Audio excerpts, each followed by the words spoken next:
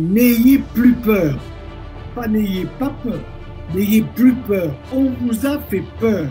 Je ne vais pas vous conseiller pour l'instant de vous faire vacciner avec un vaccin pour lequel il n'y a aucun recul.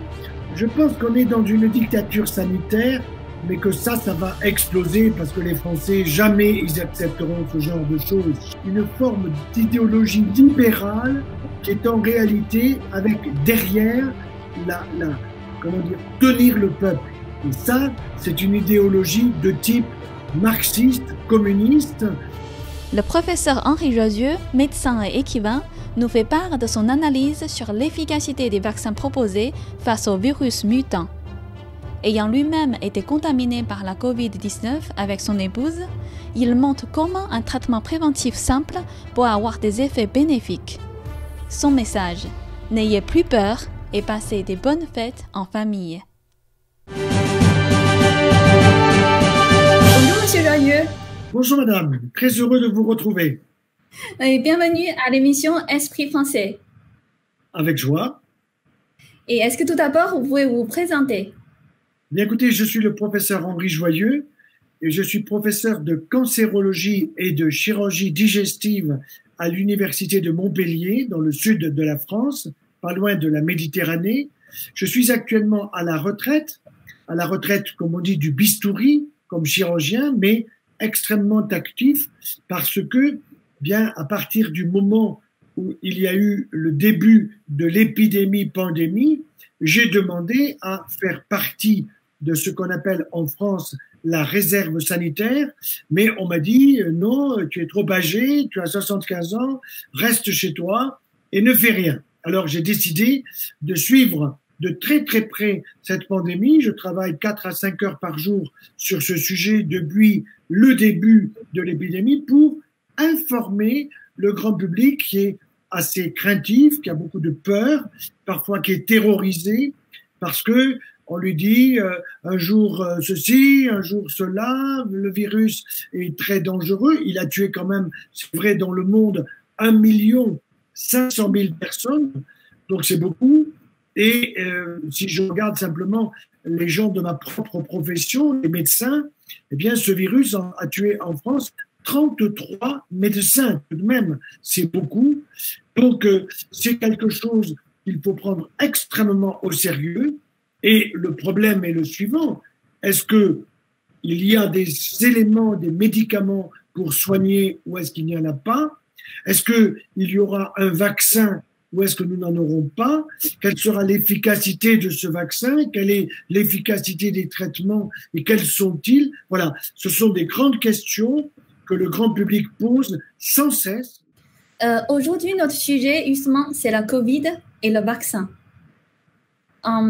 La première question, c'est le Conseil d'ordre a posé plainte contre 6 médecins début décembre. Parmi eux, les professeurs Raoul, Perron et vous-même. Voilà, nous sommes universitaires et le Conseil de l'ordre nous cherche des puces parce que nous ne savons pas. En réalité, j'ai reçu le recommandé ce matin qui me dit que je dois passer devant la chambre disciplinaire de la région Occitanie, dans le sud de la France, mais je ne sais pas pourquoi. Je ne sais pas pourquoi. Je pense que c'est lié à la Covid-19, probablement parce que nous avons dû dire des choses peut-être qu'il ne fallait pas dire, mais je ne sais absolument pas qu'est-ce qu'on me reproche et qu'est-ce qu'on reproche à mes collègues. Je ne sais pas. En fait, il a dit la raison, c'est votre prise de position sur la Covid. Et oui, quelle est votre position? Ma position, elle est extrêmement simple. Je fais confiance à des collègues qui n'ont pas de lien d'intérêt avec Big Pharma, avec des laboratoires pharmaceutiques, qui ont une expérience du patient, du malade, qui sont au lit des malades. Moi, j'ai confiance dans ceux qui soignent. Par contre, je me méfie beaucoup de tous ceux qui passent avec un nœud papillon à la télévision ou sur les radios et qui ne sont pas au lit du malade. Donc voilà, je connais par ailleurs le professeur Raoult qui n'est pas dans la même spécialité que moi. Je connais le professeur Perron qui est dans la même spécialité que Raoult. Moi, je suis dans la cancérologie, je connais très bien les problèmes d'immunologie, de vaccins. J'ai écrit un livre là-dessus. Bon, voilà, je fais confiance à ceux qui sont en contact. Et j'ai eu des cas de patients qui étaient soit craintifs d'attraper le coronavirus parce qu'ils étaient contacts, donc quelqu'un proche d'eux avait eu le coronavirus, moi je l'ai eu, ma femme l'a eu, bon, j'ai soigné mon épouse, je me suis soigné et j'ai soigné plus d'une trentaine de personnes avec le traitement du professeur Raoult, très simplement. Les uns ont eu de l'hydroxychloroquine, les autres en ont pas eu. J'ai prescrit du zinc, de l'azithromycine, de la céphalosporine pour les cas digestifs, mais pour être très concret, par exemple, lorsque mon épouse a eu un coronavirus digestif avec des grosses douleurs abdominales, j'ai appelé en pleine soirée une de mes collègues compétentes dans le centre de la France qui m'a dit « faites ça », c'est-à-dire antibiotiques, zinc, ça elle en prenait déjà. Également, attention, faites une prise de sang pour rechercher des molécules protéiques dans le sang qui fait qu'elle risquerait de faire une embolie pulmonaire. Bon. Et effectivement, elle avait un taux qui était 5 fois la normale, donc je l'ai immédiatement traitée aux anticoagulants pendant 10 jours et tout s'est très très bien passé. Je veux dire par là, elle a été traitée et elle s'en est parfaitement sortie. Bon, donc ça veut dire que si vous voulez, c'est pas simplement le cas de mon épouse, mais si on a un diagnostic à faire, on peut donner un traitement qui est efficace. Voilà. Et si on a peur de l'attraper, parce que pour moi, nous aurons tous le coronavirus, nous l'aurons tous. Le problème, c'est que on nous a confinés, masqués, parce que comme il y a beaucoup, on est dans le papy boom, c'est-à-dire une génération de personnes de mon âge qui sont nées entre 1940, si vous voulez, et 1970 à peu près. Cette génération-là est une génération âgée qui est fragile, où il y a beaucoup de comorbidités, d'obésité, de diabète, d'hypertension. Moi, je n'ai pas de comorbidité, mais j'ai mon âge. Bon, donc, j'ai un âge qui fait que je suis plus fragile que quand j'avais 30 ans, 40 ans ou 50 ans. Bon, il y a la prévention, et la prévention, pour moi, ça c'est très très important, c'est d'abord du zinc. C'est minimum 10 mg de zinc par jour, au petit déjeuner ou dans la journée. Ça, c'est absolument essentiel. Plus la vitamine D, si on est dans des régions où il n'y a pas de soleil, donc il faut prendre de la vitamine D, et ensuite de la vitamine C. Mais la vitamine C, le mieux, c'est de la prendre avec des fruits frais, de saison, de qualité, qu'on va bien mastiquer, parce que les fibres vont entretenir, si vous voulez, toutes les défenses immunitaires qui sont dans le tube digestif. Voilà. Mais ce qui me frappe, voyez-vous, en France, et peut-être même en Europe, c'est que il y a eu des disputes entre médecins qui montrent qu'il y a quelque chose qui ne va pas dans notre pays, au moins en France, quand on voit des universitaires qui vont pratiquement se disputer comme des enfants, alors qu'il y en a un qui dit « moi j'ai une expérience, j'ai soigné tant malade », l'autre qui n'a aucune expérience et qui dit « ton traitement il vaut rien ». On est où là? C'est impensable. Mais si vous voulez, ça veut dire quelque chose. Ça veut dire que notre médecine en France, qui est extrêmement brillante, extrêmement efficace pour la chirurgie cardiaque, pour la chirurgie cancérologique, je parle de la chirurgie parce que c'est mon métier, eh bien, cette médecine française aujourd'hui est vraiment dans un état, si vous voulez, qui est inquiétant. Parce qu'il n'y a pas d'union, de véritables points communs. Vous voyez, on voit des disputes, des professeurs qui sont des types qui normalement ont fait beaucoup d'études, des publications, etc. Seulement, quand vous regardez de plus près, bien vous voyez effectivement qu'il y a des collègues qui ont des liens d'intérêt majeurs avec des laboratoires pharmaceutiques, que ce soit Gilead, que ce soit Sanofi, que ce soit GSK, que ce soit Pfizer ou les autres, et qui sont là plus pour défendre les intérêts à la limite des laboratoires, parce que on nous a dit, il n'y a pas de traitement, vaccin, vaccin, vaccin, vaccin. Oui, mais quand il n'y a pas le vaccin, on fait quoi? On nous a dit, restez chez vous. Si vous avez la température, prenez un petit peu de paracétamol. Oui, d'accord. Et si vous êtes gêné pour respirer, alors on vous prendra, on vous mettra en réanimation. Non, mais je comprends pas tout ça. Et le grand public, madame, il est intelligent. Chaque personne a des neurones, autant de neurones qu'un prix Nobel, et est capable de comprendre un raisonnement cohérent. Et quant à la télévision, vous savez qu'à la télévision, les Français étaient à 3 heures, en 2018, ils regardaient la télévision à peu près 3h40 par jour. D'accord? Eh bien, ils sont passés pendant le confinement à 1 heure de plus. Ça veut dire 4h40 par jour. Mais vous imaginez le nombre d'heures où les gens je les comprends, ils sont stressés. Ils vont du 13h au 20h, plus sur les radios. On apprend un jour quelque chose, le lendemain, on vous dit l'inverse. Par exemple, on nous dit il y a 48 heures, il va y avoir une loi qui va imposer les vaccins pour voyager, pour ceci et pour cela. Le lendemain, on nous dit non, non, ça n'aura pas lieu. Comment voulez-vous que les gens aient confiance dans un secteur de la médecine qui est quand même complexe, qui a tué 1 500 000 personnes, 33 médecins français qui sont morts. Enfin, voilà, ça manque de cohérence. Bon, moi, j'écoute régulièrement beaucoup d'autres collègues. Il n'y a pas que Raoult, il n'y a pas que Perron, mais Raoult et Perron, je suis désolé, ils sont cohérents. Bon, alors, est-ce que c'est parce que nous sommes cohérents que le Conseil de l'Ordre va nous poursuivre? Vous savez, c'est pas bien grave. Je suis déjà poursuivi par le Conseil de l'Ordre pour d'autres affaires. On m'a fait passer pour un anti-vaccin. Je n'ai jamais été anti-vaccin. On a même dit que j'étais porte-parole des anti-vaccins. Mais moi, je sais d'où ça vient. Ce sont des journalistes qui ont utilisé un professeur de médecine de Montpellier, parce que Montpellier est une grosse université souvent un peu concurrente comme Marseille, nous sommes concurrents de Paris. Voilà. Bon, il y a des jalousies. Bon, ce sont des jalousies un peu enfantines, si vous voulez. Voilà. Mais ce qui est sûr, c'est que le Conseil de l'Ordre ne supporte pas qu'on ne lui obéisse pas. Mais la question que je leur poserai, je dirais, mais messieurs, qu'avez-vous fait pendant le confinement? Quel conseil avez-vous donné aux médecins? Une fois, j'ai une femme médecin tout à fait remarquable du centre de la France qui m'a appelé pour me demander conseil, parce qu'elle était enquiquinée par le Conseil de l'Ordre. J'ai dit, madame, soignez vos patients. C'est ce qui est important, c'est pas le Conseil de l'Ordre, c'est de soigner vos patients.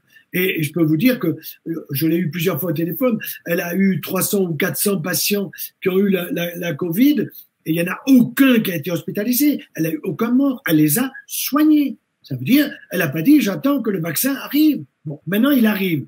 Ça, c'est une autre affaire. C'est un autre sujet qu'il faut réfléchir, vous voyez. Mais justement, en fait, le monsieur Macron, il a dit que le vaccin, c'est pas obligatoire, normalement. Oui, mais monsieur Macron, il a dit c'est pas obligatoire, je l'ai entendu, effectivement, et je me suis dit, tiens, je sais pourquoi il dit ça. Parce que il a quand même, c'est un garçon certainement très intelligent, et il a très bien vu que les scientifiques se disputent entre eux. Bon, je crois que c'était au mois de mars ou d'avril, le président de la République française, donc M. Macron, est allé voir M. Raoult. Bon, je me suis dit, c'est gagné. Il va sortir de là en disant, ben voilà, vous suivez le protocole du professeur Raoult. Bon, pas du tout. Il a eu les influences du conseil scientifique avec un dénommé Delfrézy, que je connais par ailleurs, qui, à mon avis, est un professeur, bon, très titré d'immunologie, mais qui n'est pas au contact des malades, qui est à la retraite, comme moi. Donc, il n'est pas au contact des malades, mais je ne sais pas s'il a ou non des liens d'intérêt, c'est pas le problème. Mais avec d'autres collègues, je pense qu'ils ont manipulé le président de la République, mais qui n'est pas idiot. Donc, il a bien vu qu'il y avait des oppositions, et il s'est dit, oulala, observons les choses, n'imposons rien. D'ailleurs, Raoult avait dit, il avait dit, si on impose le vaccin, c'est la révolution. C'est la révolution. Alors, Monsieur Castex, je le connais par ailleurs, est un homme tout à fait remarquable, mais en même temps, il n'est pas médecin, donc il connaît rien. Et donc, si vous voulez, ils ont eu des conseils tellement divergents que quand vous êtes au sommet des responsabilités, vous avez un qui vous dit A, l'autre il vous dit l'inverse de A, un troisième il vous dit entre A et l'inverse de A. c'est difficile de choisir, je me mets à leur place. Bon, donc c'est le milieu médical qui a pris le pouvoir politique et le pouvoir politique s'est mis à genoux devant un milieu médical qui est incohérent. Voilà, complètement incohérent. Et c'est-à-dire que tout à l'heure, vous avez dit justement, le monsieur Premier ministre, il a présenté un projet de loi ce lundi.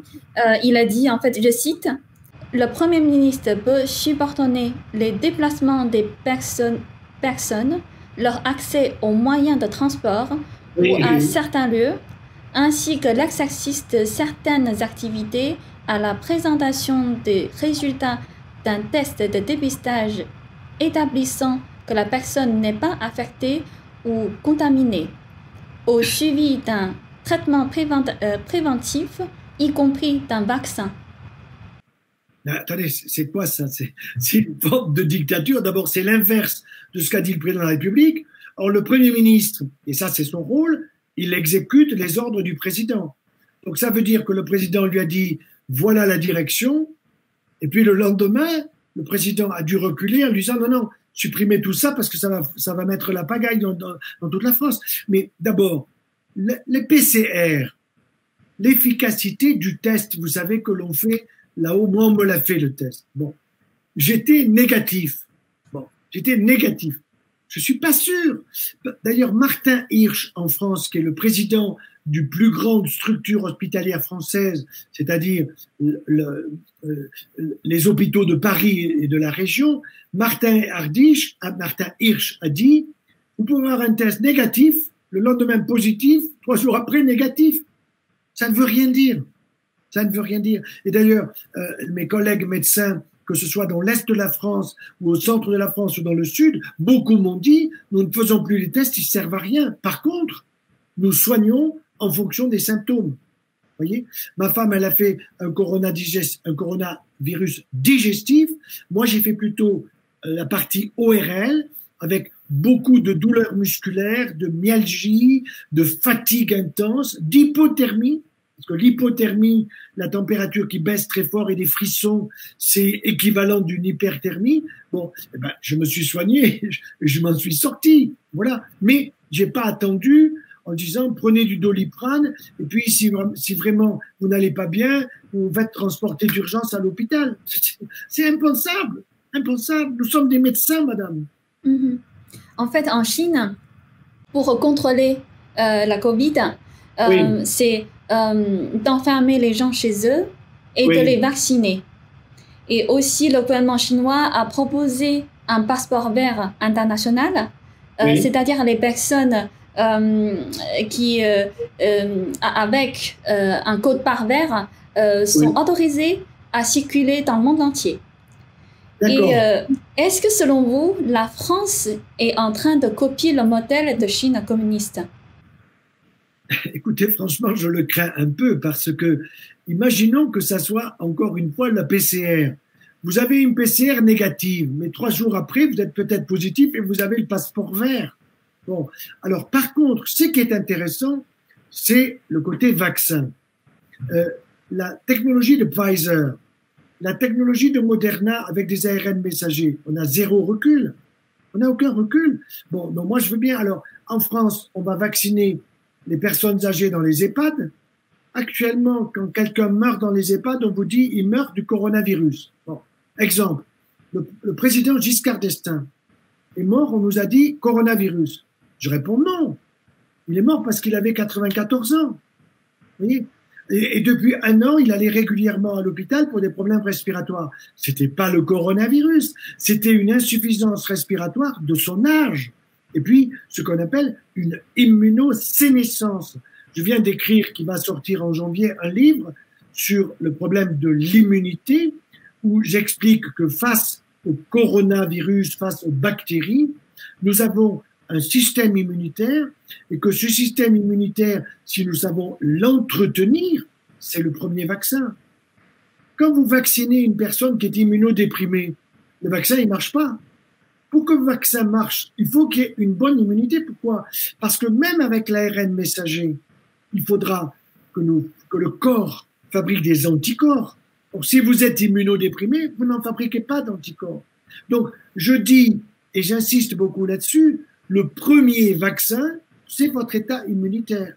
Vous voyez? Bon, déjà, si ça, vous avez ça, ben, le vaccin qu'on va vous donner, vous allez choisir en fonction des certain nombre d'informations que l'on vous donne. C'est pour ça que sur mon site internet, par exemple, j'ai dit il faut que le vaccin, ou du moins sur l'enveloppe du vaccin, il y ait une réponse à 8 questions. La première question, à quoi il sert? Est-ce que c'est pour me protéger moi, c'est-à-dire je me protège maladie, ou bien est-ce que je protège les autres, transmission? Bon. Or, on ne sait pas si Pfizer, il protège de la maladie, et s'il protège aussi de la transmission. On ne sait pas. On ne sait pas encore. On va le savoir. Bon. Alors, deuxièmement, comment il fonctionne?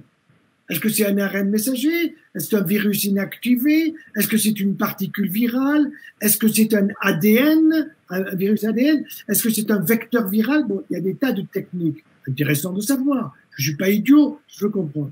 Troisièmement, quelle est la composition? Est-ce qu'il y a des nanoparticules? Est-ce qu'il y a des OGM? Est-ce qu'il y a des cellules embryonnaires? Alors, on vous dit cellules embryonnaires de poulet d'un élevage sain. C'est quoi un élevage sain de poulet?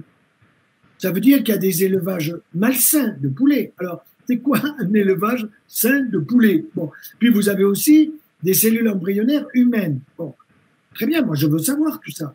Alors ensuite, est-ce qu'il y a de l'aluminium dedans? Alors, le Premier ministre Jean Castex, non pas Castex, Véran, le ministre de la Santé, je l'ai vu à l'Assemblée nationale avec véhémence dire oui, ils ne veulent pas le vaccin, et ils disent que c'est dangereux, l'ARN messager, il n'y a aucun danger. Il n'en sait rien. Il n'en sait rien. Bon, il est neurologue, il n'est pas infectiologue, il n'est pas vaccinologue, il n'est pas immunologue. Bon. Et ensuite, il dit oui, on dit qu'il y a de l'aluminium. Il n'y a pas d'aluminium. Ah! Pourquoi tout d'un coup il nous dit qu'il n'y a pas d'aluminium? L'aluminium serait-il dangereux? Mais bien sûr qu'il est dangereux. Bien sûr qu'il est dangereux. Et donc, les vaccins aluminés, c'est-à-dire avec adjuvant aluminique, pour moi, à l'heure présente, je refuse. Je refuse. Pourtant, la loi française, sur les 11 vaccins obligatoires, vous en avez 11, il y en a 8 qui ont de l'aluminium. 8. Il y en a 3 qui n'en ont pas, c'est rougeole, oreillon, rubéole. Mais les gens ne le savent pas. C'est pour ça que, si vous voulez, moi, je souhaiterais que sur l'enveloppe vaccinale, le laboratoire réponde à toutes les questions. Je voyais récemment un médecin. Je lui disais, cher ami, je te vaccine aujourd'hui contre la grippe. Bon, dans combien de temps seras-tu protégé contre la grippe? Il me répond tout de suite. Non, dans 15 jours. Je ne sais pas. Bon, je vois un autre. Ta petite fille de 12 ans va être vaccinée contre le papillomavirus. Bon, est-ce qu'elle est protégée le lendemain? On ne le sait pas. Combien de temps sera-t-elle protégée? Il y a 4 ans, vous disiez 5 ans. Maintenant, on vous dit 10 à 15 ans. Vous voyez? Donc, la science vaccinologique n'est pas une science aussi exacte que le taux du sucre dans le sang. D'autre part, être à fond contre les vaccins, c'est être sectaire. Être à fond pour les vaccins sans réfléchir, c'est être sectaire. J'ai vu un grand scientifique de l'agriculture que j'aime beaucoup et qui m'a dit, parce que moi, je lui ai dit, écoute, je me ferai vacciner si je sais comment ça marche, qu'est-ce qu'il y a dedans, si c'est efficace, combien de temps, etc. Bon. Lui me répond, moi, c'est sûr, je me ferai vacciner. D'accord, mais je lui ai dit, attends, pour choisir quel est le bon, parce que tu vas avoir 10 vaccins devant toi, et donc tu as mon âge, peut-être que à 75 ans, il vaudra mieux celui-là et pas celui-là. Vous voyez? Bon. Et je trouve que c'est être sectaire que de dire, quoi qu'il arrive, je me fais vacciner. Non, bah moi, on a posé la question à Didier Raoult, et il a répondu comme moi. J'attends, je vais voir. Je vais voir. Donc, selon vous, le vaccin ARN est dangereux? Je n'en sais rien. C'est-à-dire que il y a une question qui est très importante. Le vaccin ARN, c'est quoi? Ils ont trouvé la protéine spike, c'est-à-dire la protéine spicule qui va vers le récepteur ACE2 sur la cellule et qui rentre dans la cellule. Toutes les cellules ont ce récepteur. Bon. Donc, le spike va arriver sur le récepteur, rentre dans la cellule, et là va faire des petits. Bon. Et il va mettre la pagaille dans une cellule, 2 cellules, 3 cellules, respiratoires, digestives, cardiaques, vasculaires, etc. Bon. Alors, qu'est-ce qu'ils ont fait? Ils ont la formule de la protéine et ils ont fabriqué un ARN messager, lequel ARN messager a le code pour fabriquer la protéine, c'est-à-dire pour que si je vous l'injecte dans votre sang au niveau de votre épaule, ça va du muscle, ça va passer dans le sang, et à ce moment-là, votre corps, s'il est en bonne forme, il va fabriquer des anticorps. Bon. Et il va fabriquer des anticorps contre la molécule Spike. Vous voyez? Bon. De telle façon que si jamais vous attrapez le coronavirus, les anticorps sont là et vont le tuer et l'empêcher de rentrer dans les cellules. Bon. Ça, c'est théoriquement génial. Pas de doute. Mais attention, il y a ce qu'on appelle une enzyme dans beaucoup de cellules qui s'appelle la reverse transcriptase. Et cette reverse transcriptase, nous la connaissons très bien pour le traitement contre le virus du sida, le VIH, virus de l'immunodéficience humaine. Bien. Bien, que se passe-t-il? Pour traiter les personnes qui sont porteuses de ce virus, qu'est-ce qu'on a fait? On a essayé de faire une anti-enzyme, reverse transcriptase pour empêcher l'ARN messager qui est le virus VIH, qui est un virus à ARN, de pénétrer dans l'ADN de la cellule et d'y mettre la pagaille. Bon. Alors la question c'est de savoir, est-ce que ça a été ARN messager par cette enzyme dont je viens de vous parler ne risque pas de rentrer dans mon ADN cellulaire? Moi, pour l'instant, je n'ai pas la compétence pour dire oui, il y a un risque, ou non, il n'y a pas de risque. Donc, je ne vais pas vous conseiller pour l'instant de vous faire vacciner avec un vaccin pour lequel il n'y a aucun recul. On va vacciner les personnes dans les maisons de retraite. Si jamais ils meurent, on dira c'est leur âge, et on dira jamais c'est le vaccin. Alors qu'aujourd'hui, quand il meurt, comme le président Giscard d'Estaing, on vous dit il est mort du coronavirus alors qu'il est mort de son âge. Vous voyez? Bon, tout ça, c'est pas clair. Et en Angleterre, on parle d'une souche mutante. Oui, alors j'ai travaillé la question sur cette souche mutante. Effectivement, il y a un certain nombre d'acides aminés qui ont bougé, si vous voulez, dans le virus, et dans le sud-est de l'Angleterre, il y a eu un taux important de personnes atteintes par ce coronavirus mutant. En réalité, ce coronavirus, il mute beaucoup, beaucoup. Il mute beaucoup, moins que le virus du sida, peut-être moins que le virus de la grippe. Vous savez que le virus de la grippe, eh bien, c'est jamais le même à l'heure actuelle. Et donc, effectivement, la France a bloqué tous les transports entre la France et d'autres pays européens et l'Angleterre. Alors, ils ont dit pour 2 jours. Pourquoi pas 3? Pourquoi pas 4? Bon, on ne sait pas. Donc, on est dans l'incertitude, je dirais, la plus magnifique. Il faut savoir que le génome du COV2, il accumule à peu près 1 à 2 mutations par mois. 1 à 2 mutations par mois. Par contre, le virus de la grippe, c'est 1 à 2 mutations tous les 15 jours. Et le virus VIH, 1 à 2 mutations par semaine. Ça veut dire quoi? Ça veut dire que ça fait 40 ans qu'on cherche un vaccin contre le virus du sida. Nous ne l'avons pas encore. 40 ans qu'on cherche. Et tout d'un coup, on nous dit qu'en moins d'1 an, on a trouvé le vaccin contre le coronavirus. Moi, je dis c'est formidable. Mais attention, comme il mute, est-ce qu'il faudra changer de vaccin comme la grippe tous les ans? Ou bien est-ce que le vaccin actuel, Pfizer, Moderna, Johnson & Johnson, etc., ou les vaccins chinois, est-ce qu'ils fonctionneront sur des virus mutants? On est incapable de répondre. Incapable de répondre. Vous voyez? C'est-à-dire qu'on ne sait pas le vaccin actuel sont utiles ou pas, en fait. On ne le sait pas. On ne le sait pas. Alors, ce qui est intéressant, c'est qu'en 2003, l'Institut Pasteur à Paris a travaillé avec les laboratoires de Wuhan en Chine, alors qu'il n'y avait pas encore le laboratoire P4. Bon, ça, c'était en 2003. Et ils ont mis au point un vaccin, c'est officiel. Et ce vaccin, lorsqu'ils ont voulu le tester, il n'y avait plus d'épidémie en Chine. Donc, ils n'ont pas pu le tester. Alors, moi, je pose la question. Messieurs, entre 2003 et 2020, ça fait 17 années. Qu'est-ce que vous avez fait? Si le vaccin que vous avez mis au point contre le COV-1 est efficace contre le COV-2, sortez-le. Bon. Mais s'il était efficace, vous comprenez bien qu'ils l'ont certainement testé.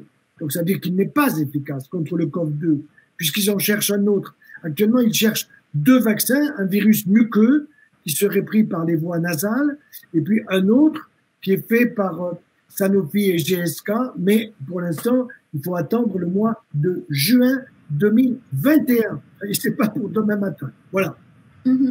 Est-ce que d'après vous, le sujet de vaccin est plus ou moins censuré en France? Non, je pense que, enfin, je sais pas qu'est-ce que vous voulez dire par censuré, mais je dirais le sujet vaccin, quand on voit, ça me rappelle en 2016 où, oui, la ministre de la Santé, Madame Marisol Touraine, avait dit la vaccination ne se discute pas. Bon, alors qu'au mois d'avril 2012, elle était députée, elle n'était pas encore ministre, elle mettait un doute sur la présence de l'aluminium dans les vaccins. Donc, elle discutait. Bon. Elle devient ministre, ça ne se discute plus. Bon, elle n'est plus ministre. Moi, elle aurait voulu que je sois radié de l'ordre des médecins. Je ne suis toujours pas radié de l'ordre des médecins. Mais quand vous entendez une ministre qui vous dit la vaccination ne se discute pas, mais qu'est-ce qui se passe en France aujourd'hui? Regardez les médias, ils ne parlent que de ça. On discute la vaccination. Voilà. Au pays de Pasteur, on discute la vaccination. Et je trouve que c'est très normal et très sain, voyez-vous. En fait, les gens sont inquiets maintenant. Oui, ils sont inquiets. Ils sont inquiets pour leur santé, leur liberté, leur avenir. Vous avez raison. Oui. Et, d'après vous, est-ce que parce que certains pensent c'est pas seulement un combat contre la Covid, c'est aussi un combat pour la liberté du peuple et aussi pour la souveraineté du pays. Alors vous avez raison, ça évoque, il y en a qui le disent déjà, que c'est une forme de dictature sanitaire. C'est-à-dire qu'on commence par une dictature sanitaire, on vous impose de rester chez vous, de ne pas sortir, le couvre-feu, tout ça, ça évoque la guerre. Un couvre-feu, ça veut dire rentrer chez vous, vous risquez de vous faire assassiner dans la rue. Bon, ensuite on vous impose d'abord pendant 1 mois un confinement, puis ensuite 2 mois, puis ensuite 3 mois, puis un autre confinement. Je voyais hier ou avant-hier un sondage et la question c'était est-ce que vous pensez qu'il y aura un 3e confinement? Réponse 70% des gens disent qu'il va y avoir un 3e confinement. C'est-à-dire que les gens ont peur. Mais ça, voyez-vous, c'est la télévision. La télévision, bon, je suis pas contre la télévision, je parle à une télévision, mais voilà, la télévision est une télévision d'État, que ça soit même la Une, parce que en réalité, les médias français sont tenus par des grands groupes, vous voyez, c'est-à-dire que ce soit Le Monde, Le Figaro, c'est Dassault, Rothschild, je crois que c'est Libération. Les télévisions sont tenues par des grands groupes. Et ces grands groupes, ils sont directement ou indirectement liés à Big Pharma. Vous savez, le chiffre d'affaires de Big Pharma est beaucoup plus important que le chiffre d'affaires de l'automobile ou de l'aviation. Et Big Pharma, ça c'est une dérive en particulier française, ils ont tendance à considérer que nous avons tous besoin d'un médicament, surtout à mon âge, un pour entendre mieux, un autre pour des problèmes digestifs, un autre pour des problèmes respiratoires, un 3e pour des problèmes musculaires. Bon, bref, on a tous besoin de prendre un médicament. Bon, et je pense que je voyais récemment un pharmacien qui est dans un village assez important et qui doit fournir les médicaments dans une maison de retraite. Il me disait qu'il passe sa matinée entière à préparer les piluliers de tous ceux qui sont dans les maisons de retraite. Bon. Et qu'il n'a jamais assez de médicaments, il est souvent en rupture de stock parce que tout le monde prend des médicaments. C'est-à-dire que aujourd'hui, si vous voulez, on a détérioré à la fois l'alimentation des gens, la psychologie, on a stressé les gens. Et quand vous stressez les personnes, on sait que votre taux de lymphocyte B en particulier chute. Ça veut dire que votre immunité est réduite. Et si vous avez une immunité réduite, vous attraperez beaucoup plus facilement le virus contre la grippe, le virus coronavirus ou telle autre pathologie infectieuse, voyez-vous. Mm-hmm. En fait, vous voulez dire, parce que à travers les élections aux États-Unis, on a vu justement les GAFA, les big tech et aussi certains milliardaires qui veulent contrôler les médias, qui veulent contrôler le monde. Et est-ce que vous voulez dire, pour le sujet de vaccin, ça fait aussi la partie? Ah oui, je pense que c'est la même chose. Vous savez, j'étais il n'y a pas très longtemps en Afrique pour donner des conférences au Bénin, par exemple, et j'ai vu l'influence prodigieusement importante de Big Pharma qui achète les ministres, les chefs d'État, etc., pour stimuler la vaccination, pour stimuler les contraceptions pour le contrôle des naissances. Et je voyais récemment une chose, on voit réapparaître la polio. Vous savez comment? On voit réapparaître la polio post-vaccinale. C'est un virus qui a muté après les vaccins donnés par voie orale, parce que pour la polio, il y a un vaccin donné par voie orale et un autre donné par voie intramusculaire. Donc, il faudrait faire les deux. Donc, aujourd'hui, savez-vous, par exemple, que la tuberculose revient en France, qu'aujourd'hui, on peut mourir de la tuberculose. Et nous avons passé avec ma famille, mon épouse et les enfants, nous avons 6 enfants dans les années 92-97 à Paris, où je travaillais à l'Institut Curie. J'avais dit à ma femme, si nous restons à Paris, il faut vacciner les enfants contre la tuberculose. Vous voyez? Parce que il y a dans la région parisienne beaucoup plus de cas que de tuberculose qu'en province, voyez-vous. Et est-ce que vous pensez qu'il y a une influence forte de la pensée de gauche ou de l'idéologie de communiste dans le système médical français? Alors là, je sais pas, je me pose des questions. Je vais vous dire. Alors, je sais que Mélenchon veut s'allier avec les communistes, mais les communistes français, à mon avis, ils représentent plus rien en France. Mais, par contre, ce qu'il y a, c'est qu'il y a une idéologie en France qui est une idéologie pas nécessairement de gauche, mais une forme d'idéologie libérale qui est en réalité avec derrière comment dire, tenir le peuple. Et ça, c'est une idéologie de type marxiste, communiste, telle qu'elle se voit en Chine. Parce que moi, j'ai été il n'y a pas très longtemps à Shanghai, j'ai été à Pékin, j'ai été invité pour des conférences en Chine plusieurs fois. Bon, j'ai bien vu comment ça se passe. Les gens sont quand même très serrés, très contrôlés. Bon, après, qu'ils sont heureux ou pas heureux, mais je pense que ce système-là ne réussira jamais dans nos pays latins. Jamais, jamais.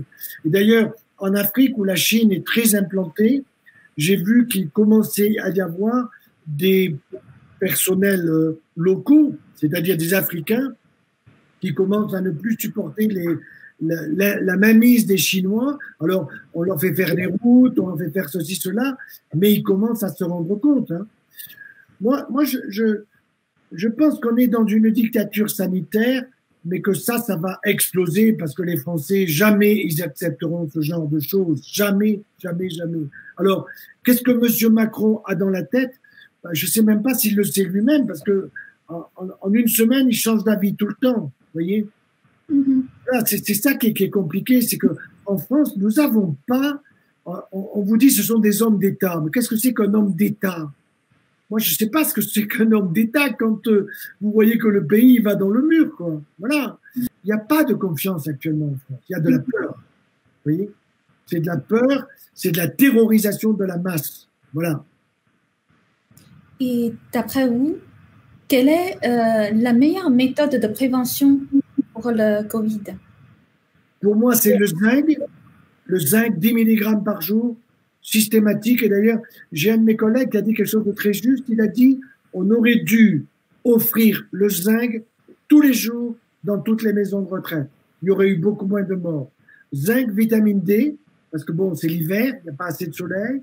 Et puis, leur donner soit de la vitamine C, soit leur faire consommer des fruits frais de saison. Voilà. Ça, c'est la prévention, c'est la meilleure prévention. Dans la médecine traditionnelle chinoise, oui. On croit que la meilleure défense est la force spirituelle, la force de la foi. Oui. Et c'est la foi qui fait immunicide les gens. Vous voulez dire une forme de spiritualité, c'est ça? Oui, la force de psychique. La force psychique. On peut dire c'est la force de la force spirituelle qui peut guérir en fait, qui peut vraiment créer cette défense. Oui, je crois. Chez nous, on parlerait de méditation de pleine conscience. On parlerait de maintenir un état psychologique positif par rapport à un état psychologique, aïe aïe aïe, demain je vais attraper le coronavirus, je vais être en réanimation. Quand vous pensez que en France, vous avez une dame qui dit « Ma maman, elle a 100 ans. Bon, eh ben, je peux pas la prendre pour Noël chez moi. Je peux pas l'embrasser. Je peux pas aller derrière un plexiglas. » Ça n'a aucun sens. Dans un an, elle sera peut-être plus là. Il faut aller la chercher, il faut l'embrasser, il faut passer Noël avec elle, etc. Vous voyez, on a tellement terrorisé les gens que pour Noël, moi, mes petits-enfants, ils viennent, je vais embrasser mes petits-enfants et on ne va pas compter le nombre de personnes à table. Ça n'a aucun sens. Mais on terrorise la population, voilà. Et parce que je dis ça, peut-être le Conseil de l'Ordre va me donner un coup de bâton parce que j'ai dit qu'à Noël, ben, on ne compterait pas les gens à la maison et on ne va pas mettre le masque pour manger un bon gâteau, une bonne bûche de Noël et une salade de fruits. C'est impensable. Impensable. Oui. Vous êtes croyant? Je suis croyant, oui, parce que j'estime que, si vous voulez, notre humanité est assez orgueilleuse d'elle-même. Moi, je pense qu'il y a un grand architecte et que quand je vois comment est construit l'être humain, comment est construite la nature, je suis en admiration devant l'architecte. Voilà. Donc, oui, je crois qu'il y a un architecte. Alors, comment s'est-il révélé? Je ne le sais pas, mais je fais confiance à des personnes qui ont été capables de faire des études plus approfondies que moi sur ces sujets-là et qui m'apprennent beaucoup de choses dans le domaine, je dirais, je n'aime pas dire de la croyance, mais je dirais plutôt dans le domaine de l'humilité. C'est-à-dire, j'ai l'humilité de penser que je ne suis pas Dieu. Voilà. Et que j'ai devant moi, quand je nais, un petit siècle de vie, 100 ans, 120 ans. J'aimerais que, je souhaite que ce siècle de vie, il ait un sens. Eh bien, je trouve, voyez-vous, que l'arrivée à Noël, de la fête de Noël, qui est la fête d'un enfant qui arrive là et qu'on connaît l'histoire de cet enfant, ou du moins ce qui en a été dit, moi, tout ça, je trouve ça absolument formidable. Ça me permet de donner un sens à la vie, et avoir un sens à la vie, c'est déjà être optimiste, voyez-vous. Et sentez-vous que votre mission sur Terre est pour défendre la santé des peuples? Moi, je suis un homme de santé. J'ai toujours voulu être médecin, chirurgien. Je suis passionné par la santé. Je prépare une collection de livres qui va s'appeler « Votre corps vous parle, écoutez-le ». J'ai écrit un livre qui est sorti il y a un mois à peu près qui s'appelle Votre foi a besoin d'amour, et j'en sors un en janvier, comme je vous ai dit, sur le premier vaccin, c'est-à-dire vos défenses immunitaires. Voilà. Et avant de conclure notre interview, est-ce que vous avez des messages à passer pour des personnes qui sont inquiets pour leur santé et leur avenir? Oui. Moi, je dirais d'abord, n'ayez plus peur. Pas n'ayez pas peur. N'ayez plus peur. On vous a fait peur.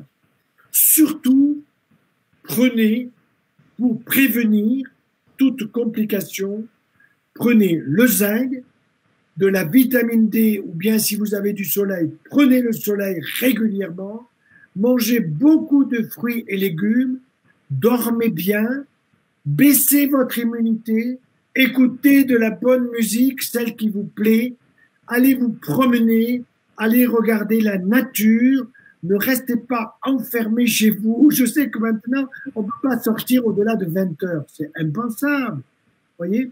Donc moi, après cette interview, avec ma femme, nous allons partir dans la forêt, qui est pas très loin de nous. Nous sommes à 1500 mètres d'altitude et il fait froid, il fait bon. On a eu de la neige, elle est partie, elle va revenir. Voilà. Et je n'ai pas peur du coronavirus. Je l'ai eu, ma femme l'a eu. Peut-être nous l'aurons une deuxième fois. Nous sommes prêts. Voilà. Donc, soyez rassurés et n'ayez plus peur. Merci beaucoup, professeur Joyeux. Avec grand plaisir. Merci d'avoir consacré du temps avec nous et je vous souhaite bonne fête de fin d'année. Bonne fête et bon Noël pour vous aussi et toute votre famille. Merci, madame.